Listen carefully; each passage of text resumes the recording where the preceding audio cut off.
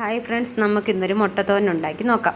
അതിനാവശ്യമായിട്ടുള്ള ഒരു 4 സവാള, 2 പച്ചമുളക്, 2-3 പച്ചമുളക്, പിന്നെ ഒരു തക്കാളി, പിന്നെ മസാലക്കൂട്ടെന്ന് വെച്ചാൽ 1 ടീസ്പൂൺ മുളക് പൊടി, 1/4 ടീസ്പൂൺ മഞ്ഞൾപ്പൊടി, ഒരു 3/4 ടീസ്പൂൺ കുരുമുളക് പൊടി, മസാലപ്പൊടി.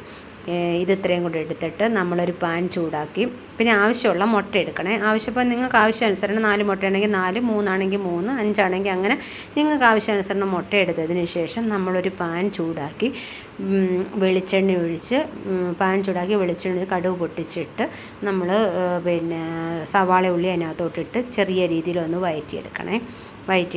പച്ചമുളകും സവാളയും കൂടെ ഒരുമിച്ചിട്ട് വഴറ്റിയെടുക്കണം. ആവശ്യാനുസരണം ഉപ്പും കൂടി ഇടണം.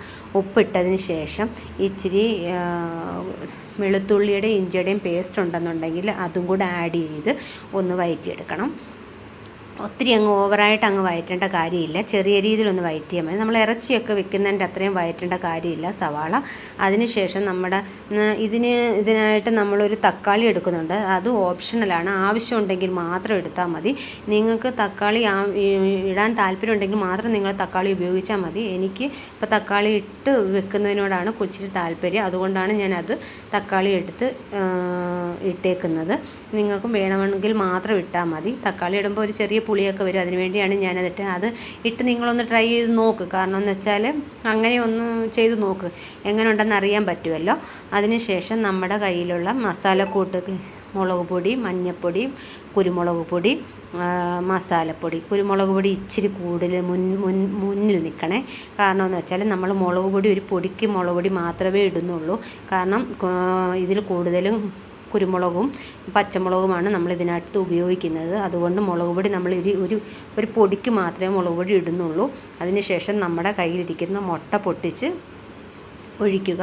മുട്ട പൊട്ടിച്ചൊഴിച്ചതിന് ശേഷം ചെറിയ രീതിയിൽ തീ ഇട്ട് കൊടുത്ത് നല്ല രീതിയിൽ അത് ചിക്കി തോത്തിയെടുക്കുമ്പോൾ എടുത്തതിന് ശേഷം നമ്മൾ ഇച്ചിരി മസാലപ്പൊടി, ഗരം മസാല ഇടുന്നതായിരിക്കും നല്ലത്. അതില്ല എന്നുണ്ടെങ്കിൽ ചിക്കൻ മസാലയോ അല്ലെങ്കിൽ സാദാ മസാലയോ ഇട്ട് ചിക്കി തോത്തി നല്ല രീതിയിൽ വെള്ളം വറ്റുന്നത് വരെ തോത്തിയെടുക്കണം. അങ്ങനെ നമ്മുടെ മുട്ട തോരൻ ഇവിടെ റെഡി ആയിട്ടുണ്ട്. നിങ്ങളിതൊന്ന് ട്രൈ ചെയ്ത് നോക്കണം. നല്ല സൂപ്പറാണ്. പിന്നെ നിങ്ങൾക്ക് ഒരു ദിവസം ചിലപ്പോൾ മീൻ കിട്ടിയില്ല എന്നുണ്ടെങ്കിൽ പെട്ടെന്ന് തയ്യാറാക്കാൻ പറ്റുന്ന ഒരു തോരനാണ് മുട്ടത്തോരന്. പിന്നെ നല്ലതാണ്. നിങ്ങളൊന്ന് ട്രൈ ചെയ്ത് നോക്കിയിട്ട് എൻ്റെ ഫീഡ്ബാക്ക് അറിയിക്കണേ.